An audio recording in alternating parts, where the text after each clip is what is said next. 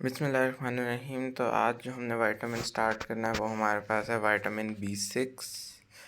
तो हम स्टार्ट करते हैं विटामिन। हमने हर विटामिन को कुछ ना कुछ हेडिंग्स के अंडर पढ़ना होगा, तो हम उसी के लिहाज से चलेंगे। तो सबसे पहले हमारे पास जो विटामिन B6 है, इसका दूसरा नाम क्या होगा? इसका दूसरा नाम होगा पैराडॉक्सिन। ठीक है, तो विटामिन B6 का दूसरा नाम हमारे पास क्या है? पैराडॉक्सिन। और इसके बाद सबसे पहले अगर हम देखें इसकी केमिस्ट्री, तो केमिस्ट्री के अंदर हमें स्ट्रक्चर्स वगैरह याद नहीं करने होते, क्योंकि पेपर के अंदर स्ट्रक्चर्स नहीं आते हैं, लेकिन हमें उसके बारे में ना चीज़ें उसके बारे में यानी कुछ स्पेसिफिक चीज़ें पता होनी चाहिए। जैसे उन्होंने कहा है हमारे पास कि ये ना विटामिन B6 जो है एक्चुअली ये 3 कंपाउंड्स को शो करते हैं। यानी ये जो पैराडॉक्सिन है ना, सिर्फ पैराडॉक्सिन विटामिन B6 में नहीं, ये 3 चीज़ों को शो करता है।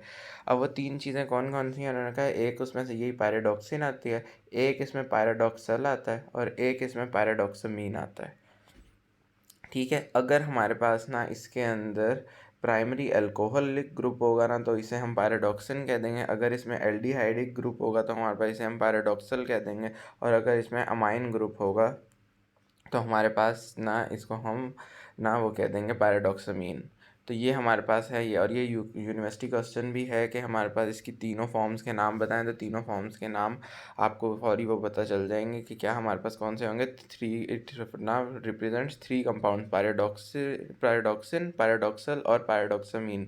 और पैराडॉक्सिन क्या होता है? प्राइमरी अल्कोहल होता है, पैराडॉक्सल एल्डिहाइड होता है और पैराडॉक्समीन एमाइन होता है। ठीक है, ये हो गया।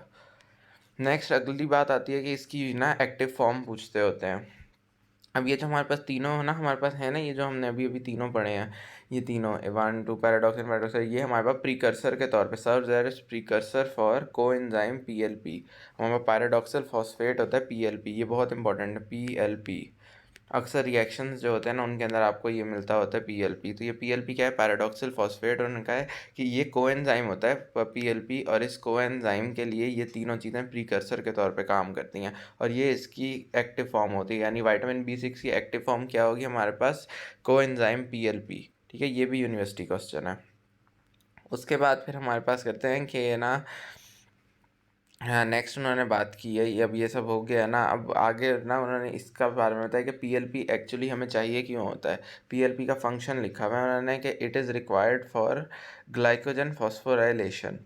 ठीक है, तो यानी हमारे पास ग्लाइकोजन की अगर हमने फॉस्फोराइलेशन करानी है ना, फॉस्फोराइलेशन क्या होती है? हमने अगर उसमें फॉस्फेट डालना हो तो उसे हम फॉस्फोराइलेशन, किसी भी चीज़ में फॉस्फेट डालना तो उसकी फॉस्फोराइलेशन।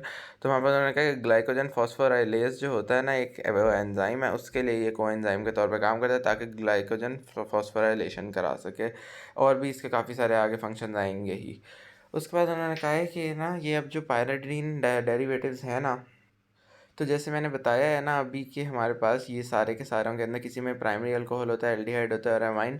तो वो इस तरह होता है कि जो पैरामिन डेरिवेटिव्स हैं इनके अंदर जो फोर्थ कार्बन होता है ना, उस फोर्थ कार्बन पे जौन सा फंक्शनल ग्रुप लगा हो ना, तो उस फोर्थ कार्बन के ऊपर जो भी फंक्शनल ग्रुप लगा हो, अगर प्राइमरी अल्कोहल लगा हो, एल्डिहाइड है, तो उससे हमें पता चलता है कि ये पायरिडीन डेरिवेटिव्स जो हैं वो पैराडॉक्सिन है, पैराडॉक्सल है या फिर पैराडॉक्समीन है। ठीक है, तो ये हमारे पास हो गया। नेक्स्ट अपन कहते हैं कि ये एक्सक्रीट किस तरह होती है। तो हमारे पास ये यूरिन में एक्सक्रीट होती है, इसकी एक्सक्रीशन यूरिन में होती है। और किस चीज़ के तौर पे होती है? तो ना हमारे पास होती है वो 4 पैराडॉक्सिक एसिड की फॉर्म में। ठीक है, 4 पैराडॉक्सिक एसिड की फॉर्म में। तो ये सारी बातें हैं, ये MCQ में पूछ लेते हैं 4 पैराडॉक्सिक एसिड वाली बात।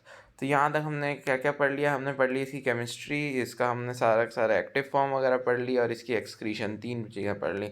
अब आगे इसकी आ जाती है मेनली इसके फंक्शंस के। इसके फंक्शंस क्या हैं? तो हमारे पास ना ये विटामिन B6 के फंक्शन होते हैं। मेन फंक्शन जो है ना इसका हमारे पास होता है अमाइनो एसिड की मेटाबॉलिज्म के अंदर। अमाइनो एसिड ने जो मेटाबोलाइज आगे जाके हो रहे होते हैं ना, तो उसके अंदर डिफरेंट रिएक्शंस होते हैं और उन रिएक्शंस के अंदर ये ना काम कर रहा होता है एज एन कोएंजाइम। ठीक है, तो अब हम देखने लगेंगे कौन कौन से अमाइनो एसिड के मेटाबॉलिज्म के रिएक्शंस में ये काम करता है। सबसे पहला उसमें आता है ट्रांसएमिनेशन। ठीक है, अब ये ट्रांसएमिनेशन क्या होता है हमारे पास? ट्रांसएमिनेशन नाम से बता रहा है कि हमारे पास ना अमाइनो एसिड्स को किसी चीज़ में ट्रांसफॉर्म करना है।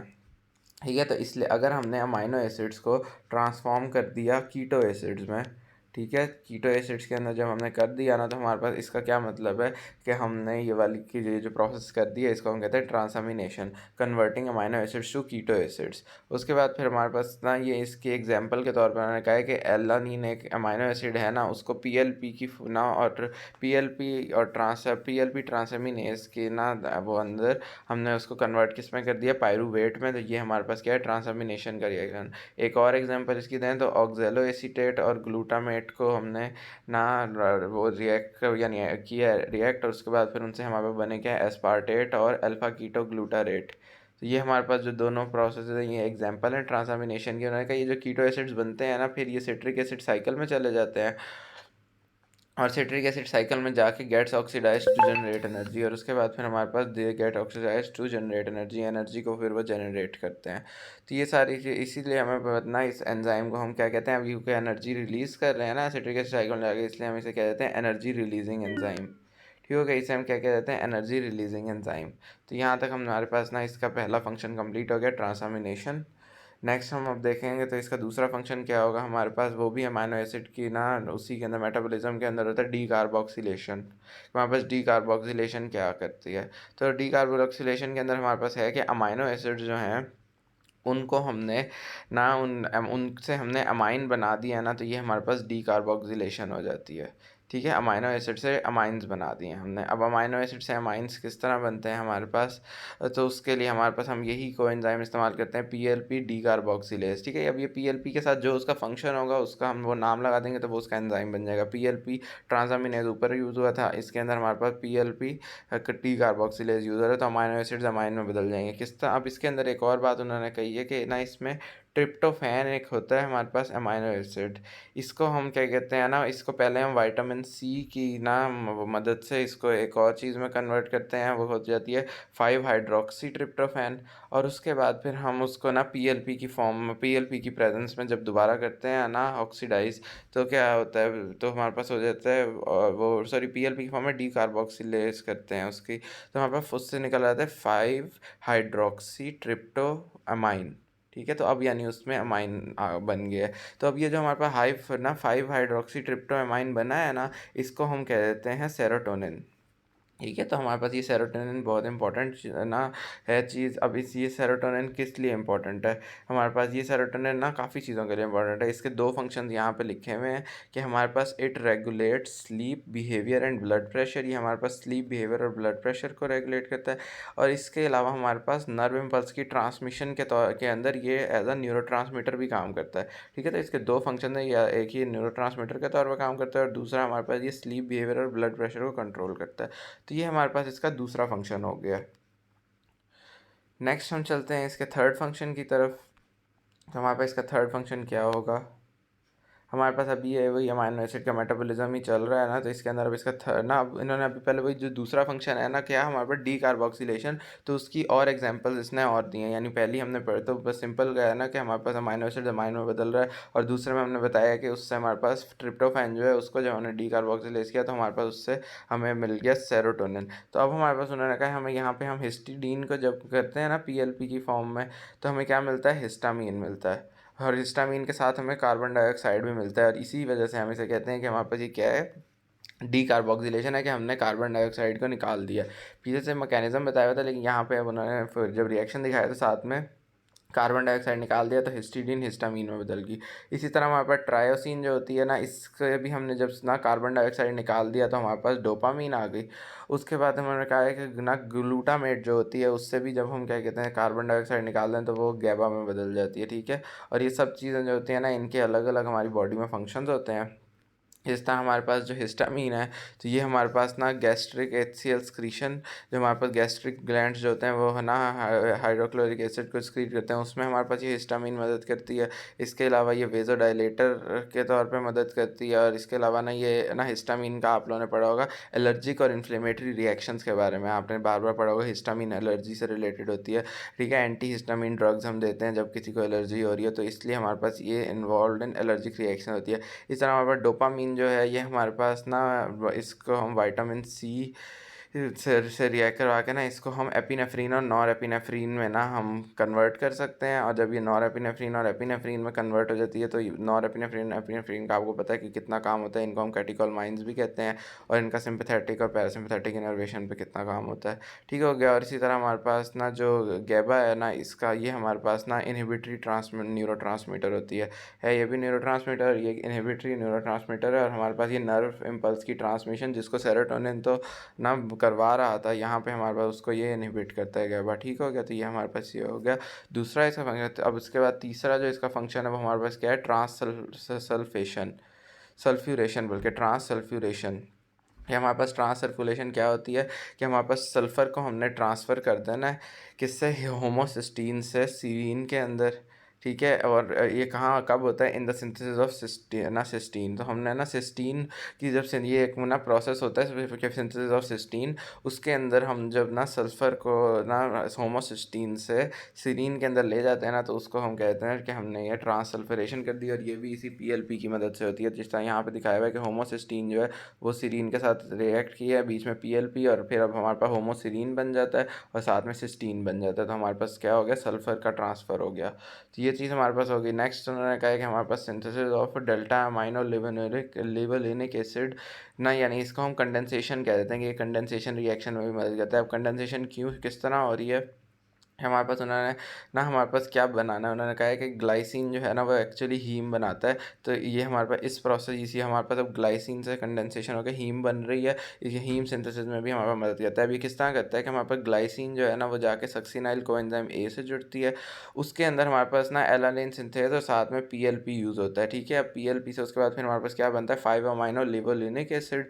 वही जो हमें कहा है उन्होंने, synthesis of delta amino levulinic acid. और फिर वो जो 5 अमाइनो लिवोलेनिक एसिड है ना वो हमारे पास हीम के अंदर जाके कन्वर्ट हो जाता है। तो ये सारा प्रोसेस है, ये सिंथेसिस ऑफ हीम के अंदर भी आप लोग सारा पढ़ेंगे। नेक्स्ट हमारे पास आएगा कि हमारे पास सिंथेसिस ऑफ नियासिन कोएंजाइम्स। तो नियासिन कोएंजाइम्स क्या होते हैं हमारे पास, आपको पता है कि हमारे पास ना वो नियासिन जो है वो ना उसकी जो एक्टिव फॉर्म होती है वो NAD और NADH होती है ना, क्योंकि उसके अंदर हमने इन्हीं को सिंथेसाइज आना होता है। तो वही उन्होंने कहा कि NAD पॉजिटिव और ना NADP सिंथेसिस के अंदर ना हमारे पास ये काम करता है PLP, क्योंकि इसके अंदर एक चीज़ होता है, एंजाइम होता है काइनोरिनोनिनेज। ठीक है, काइनोरिनोनिनेज। तो ये हमारे पास पीएलपी रिक्वायर करता है। तो जिस रिएक्शन में पीएलपी की ज़रूरत है वहाँ पे विटामिन B6 का काम है। ठीक है। तो ये B6 के हमारे पास फंक्शंस हो गए। नेक्स्ट अब उन्होंने ना यहाँ पे एक ना नेक्स्ट एक यूनिवर्सिटी क्वेश्चन आता है, ये भी पता है ये जो फंक्शंस थे ये भी यूनिवर्सिटी क्वेश्चन था। तो अभी तक हमने केमिस्ट्री पढ़ी है उसकी, वो भी यूनिवर्सिटी क्वेश्चन था। इसका एक्टिव फॉर्म पढ़ी है कि वो भी पीएलपी, वो भी इसका यूनिवर्सिटी क्वेश्चन था। और इसके फंक्शंस भी यूनिवर्सिटी क्वेश्चन यानी हमारे पास पास पेपर में आए हुए हैं।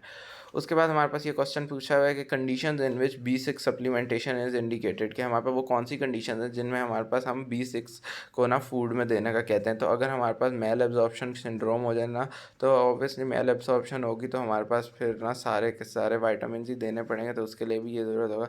इसके अलावा साइडेरोब्लास्टिक एनीमिया हो जाए उसमें भी ज़रूरी होता है। इसके अलावा मॉर्निंग सिकनेस अगर किसी बंदे को हो जाए तो भी हमें ये B6 देना है। और अगर कोई हार्ट डिजीज़ हो जाए तो भी। तो इन सारी इन चारों कंडीशंस के अंदर B6 के अंदर malabsorption syndrome, sideroblastic anaemia, morning sickness और इसके अलावा हमारे पास हार्ट डिजीज़, इनके अंदर हम देते हैं B6। अब आखिर में आ जाती हैं इसकी डेफिशिएंसीज़ कि इसकी डेफिशिएंसीज़ क्या करती हैं हमारे पास। तो इसकी डेफिशिएंसीज़ के बारे में याद रखिए कि हमारे पास ना डेफिशिएंसी भी इसकी वैसे यूनिवर्सिटी क्वेश्चन है, ये भी पूछी हुई है। तो इसके अंदर उन्होंने कहा डाइटरी डेफिशिएंसीज़ तो इसकी बहुत ही रेयर होती हैं, यानी बहुत रेयरली ही इसकी ना हमारे पास डाइट में डेफिशिएंसी आती है। उन्होंने कहा लेकिन हमारे पास ना ये जो है ना ऑब्ज़र्व किन किन में होती है, या तो ये न्यूबॉर्न्स के अंदर ऑब्ज़र्व होती है या फिर ये वुमेन में होती है। और न्यूबॉर्न के अंदर हमारे पास कब होती है, ये हमारे पास जब हमारे पास ना विटामिन B6 जो है वो ना कम दिया जाए, फेड फार्मूलाज लो इन, यानी उनको ऐसे फार्मूलाज दिए जाएँ जिनके न्यूबॉर्न को जिनके अंदर B6 ना होना, तो उनके अंदर B6 की डेफिशिएंसी हो जाएगी। या फिर वो वुमेन जिनके अंदर हमारे पास ओरल कॉन्ट्रासेप्टिव्स वो होते हैं जो कि हमारे पास ना वो ना कंसेप्शन नहीं होने देते, तो यानी प्रेगनेंसी इंसान ना होने दें, तो वो हमारे पास ओरल कंट्रासेप्टिव होते हैं, तो उनकी वजह से B6 की डेफिशिएंसी हो जाएगी। या फिर अगर कोई अल्कोहलिक वूमेन है तो उसके अंदर भी B6 की डेफिशिएंसी हो जाएगी। तो डेफिशिएंसी ना इसके अलावा ना इसके बारे में एक इम्पॉर्टेंट बात ये है कि इसके अंदर deficiency in adults is due to isoniazid. अब आइसोनियाजिड क्या होते हैं, हमारे पास drug commonly use to treat tuberculosis. अब किसी को ट्यूबरकुलोसिस है ना, तो उसको आइसोनियाजिड देते हैं, और ये जो आइसोनियाजिड है ना, फिर ये हमारे पास विटामिन B6 की डेफिशिएंसी करा देती है। और उसके बाद फिर हमारे पास ये डेफिशिएंसी किस तरह कराती है, by forming inactive derivative with PLP। अब ये हमारे पास PLP के साथ ना इनएक्टिव डेरिवेटिव बनाते हैं, कि एक्ट यानी होता तो है लेकिन यानी बन तो रहे होते हैं B6, लेकिन वो इनएक्टिव बन रहे होते हैं। और उसके बाद फिर हमारे पास क्या होता है कि एबनॉर्मल, जो क्योंकि अब इतने सारे हमारे पास अमीनो एसिड के मेटाबॉलिज्म के फंक्शन थे जिनमें इसने काम करना था, तो अब यही नहीं है, इनएक्टिव है, ये उनको नहीं। तो abnormalities of tryptophan and methionine metabolisms, तो वो जो हमारे पास ट्रिप्टोफैन का हमने पढ़ा था ना, जिसने सेरोटोनिन बनाना था और वो सारे, तो वो भी हमारे पास उसमें भी एबनॉर्मेलिटीज आ जाएंगी। उसके अलावा increase sensitivity to actions of low concentration of steroids. तो हमारे पास अब स्टीरॉइड्स अब सिर्फ लो कंसनट्रेशन में भी होंगी ना, तो उनसे काफ़ी ज़्यादा हमारे पास ना उनका वो होने लग जाएगा, अफेक्ट उनका काफ़ी ज़्यादा हो जाएगा, उनसे हम काफ़ी ज़्यादा सेंसिटिव हो जाएंगे। और इसके अलावा development of hormone dependent cancer of breast, ulcer और प्रोस्टेट, और हमारे पास कैंसर भी हो सकता है, यानी ना हार्मोन डिपेंडेंट कैंसर। तो इसके हमने 3 कॉजेज़ पढ़ ली, क्या है कि हमारे पास ट्रिप्टोफैन और मेथियोनिन मेटाबॉलिज्म की एबनॉर्मेलिटीज़ होंगी। दूसरा कि हमारे पास लो कंसनट्रेशन ऑफ स्टीरॉइड्स जो होंगे वो होंगे, उनके उनसे हमारे पास इंक्रीज सेंसिटिविटी हो जाएगी। और तीसरा हमारे पास हार्मोन डिपेंडेंट कैंसर की डेवलपमेंट हो जाएगी। ठीक है। अब उन्होंने कहा विटामिन B6 जो है ना हमारे पास, ये ना हीम की प्रोडक्शन में भी अगर इसकी रिडक्शन हो जाए तो क्या होगा, तो हमारे पास यानी अगर हमारे पास विटामिन B6 जो है वो हमारे पास कम हो जाए, तो हमारे पास फिर हीम की प्रोडक्शन नहीं होगी, तो हमारे पास ना एनीमिया होगा।